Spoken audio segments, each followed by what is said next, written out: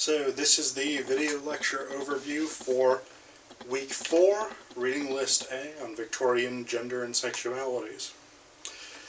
So, gender and sexuality was a major preoccupation for the Victorians. Of course, it's still a major preoccupation for us today, but over the Victorian era, there was a massive change. I mean, this was a 64-year period, remember, and I mean, the status of women, issues of prostitution, issues of the role of women in society, sexuality, and all of this stuff was contested during this period. So, to start out with, and actually, you'll get this sort of sense of this change over the period when you read the excerpt from the Queen's Reign by Walter Besant. But I want to talk some about this shift so you know what it is that happens over this period. So to start out, we're looking at the late 1830s, 1840s, early in Victoria's reign. So one important background text for this would be Murray Wollstonecraft's A Vindication of the Rights of Women, which we read in Week 1 for the Romantic period. So you'll remember, hopefully, that in the Romantic period, Wollstonecraft is talking about women being uneducated. They don't have any social power, they don't have any economic power, they can't own property and all this. They're basically just sort of trained to be pretty companions to men. So this is the early portion of the Victorian period as well. And then you combine that with Queen Victoria herself, who, the way that she sets up her family life is super influential. So she's married to a fellow named Prince Albert, who's German, totally irrelevant to gender and sexuality. So she's married to Prince Albert. The images of them, and they have a very happy marriage by all accounts, but the images of them are always this sort of domestic bliss, where there is supposed to be a very loving family, and even though the Queen reportedly hated being pregnant, they had 9 children. That's a lot of children, even if you love being pregnant, and if you hate it, forget about it. But the Queen and Prince Albert have 9 children, which establishes the Victorian trend of large families. So middle-class people, upper-class people are having a bunch of children during this period. Poor people have as many children as they need because they're poor, and it's just sort of the way that things go for the poor. But the other component of this is that Victoria is perceived as being very sort of socially conservative.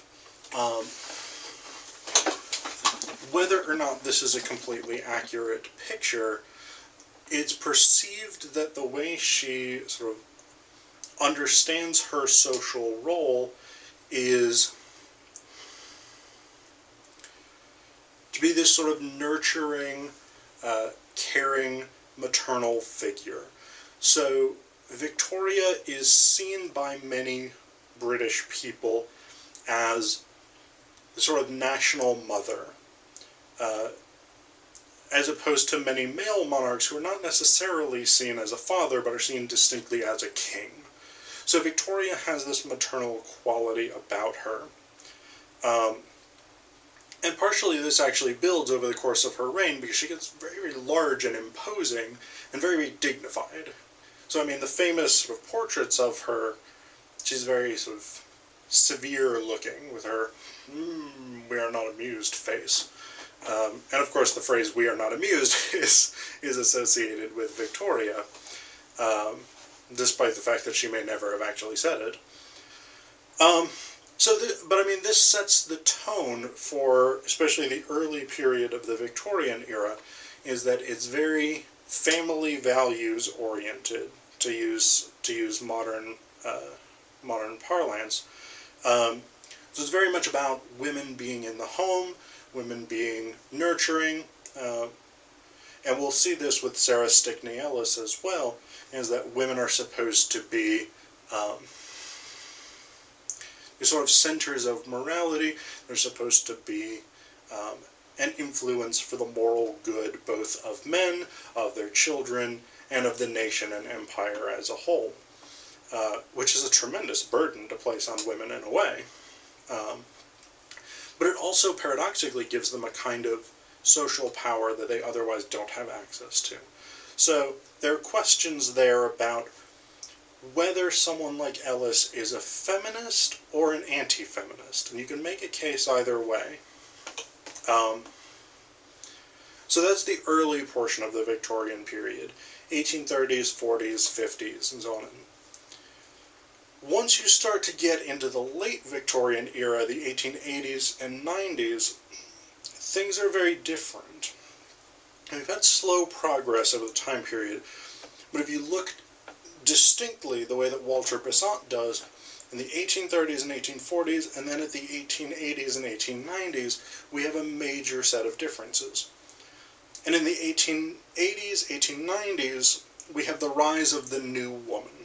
So the new woman is comparatively liberated. So by modern standards, she's still fairly oppressed. But by 19th century standards, she's a very liberated woman.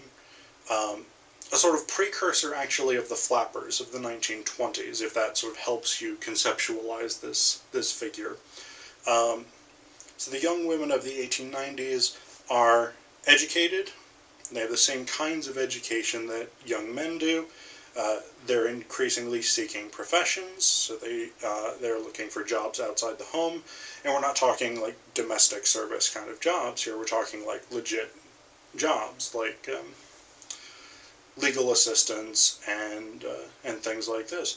Things that require actual professional skills. They are much more mobile than before because the bicycle is invented, the two-wheel bicycle is invented, and it takes off. People love it. And women start riding it, and they have to invent a new sort of set of clothing for women to ride it, because the traditional women's Victorian clothing was hoop skirts, which were very large, like 5-foot wide skirts. Crazy stuff. But you can't ride a bicycle wearing it. It is physically not possible to get on a bicycle while wearing a hoop skirt. It can't be done. So they invent an entirely new fashion for women to ride bikes. And these are called pantaloons, which are very sort of puffy, legged. They still sort of look like dresses, but they're pants. So these are some of the big sort of things that mark the new woman. The other thing about the new woman is that she is less focused on getting married. So women are getting married later in life. They have more of a say in who they're marrying, and they're less sort of financially driven to marry, because in many cases, or in some cases, they have their own employment.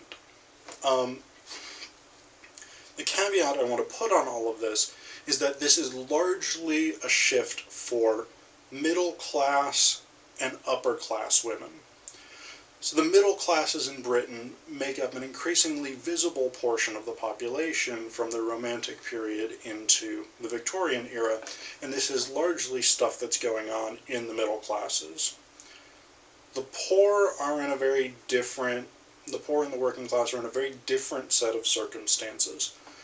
And one of the major questions, actually, before I get off the new women, one more thing I want to mention. When you read Mrs. Warren's Profession, Vivie is a new woman. And George Bernard Shaw, who writes Mrs. Warren's Profession, was very interested in this figure and put the new woman into a lot of his plays. But among the poor and the working classes, which were actually more or less the same thing in Victorian Britain,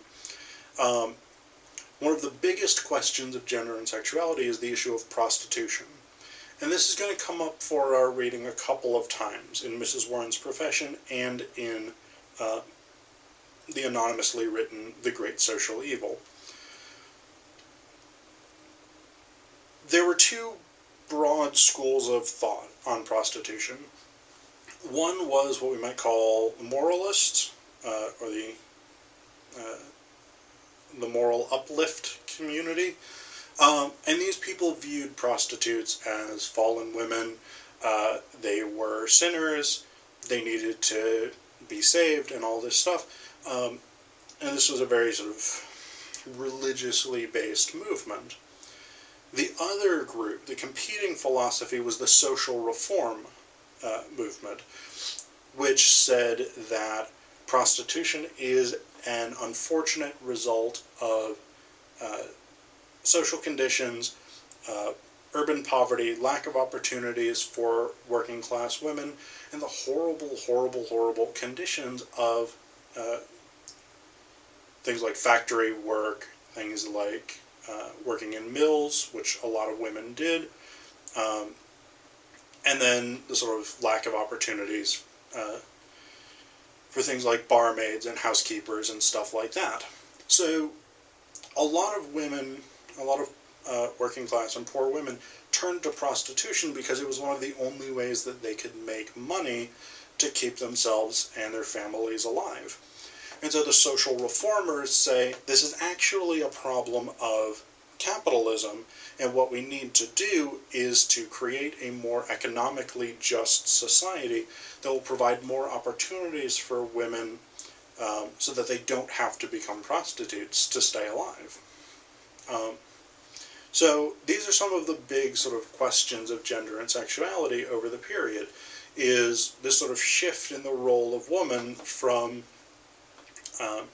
staying in the house, being a mother figure, being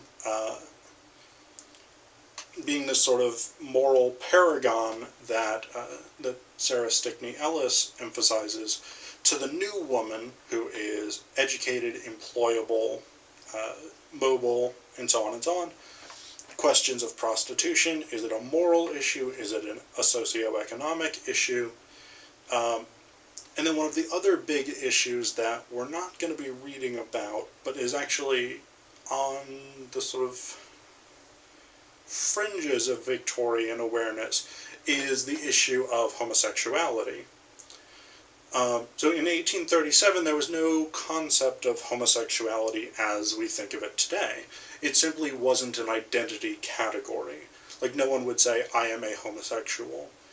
The idea was not that you would be gay or straight, but that you could engage in same-sex sexual activity. So men could have sex with men, and this was criminalized. It wasn't this idea that being gay was itself a thing. This isn't a concept that evolves until the mid to late 1880s and 1890s, because you have two movements. You have the sexologists and the early psychoanalysts, people like Havelock Ellis, who was a sexologist, and people like Sigmund Freud, who was one of the founders of psychoanalytics, start developing this idea that sexual attraction is actually part of one's identity, rather than just a series of actions. So same-sex sexual activity remains a crime all throughout the Victorian period, and it actually isn't decriminalized in Britain until the 1960s. But in 1861, there's the passage of the Offenses Against the Person Act, which eliminates the death penalty for same-sex activity.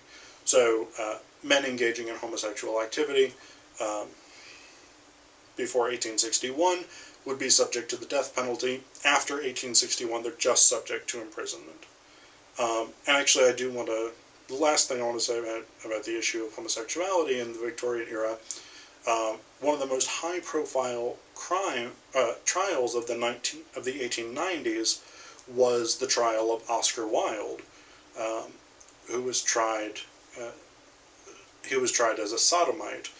He was tried for same-sex sexual activity with a young man, the son of a lord, and he was found guilty and sentenced to 2 years of hard prison labor.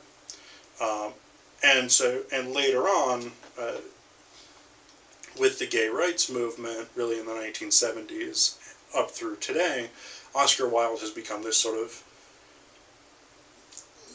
inspirational figure of homosexual rights. So, there we go. Cool.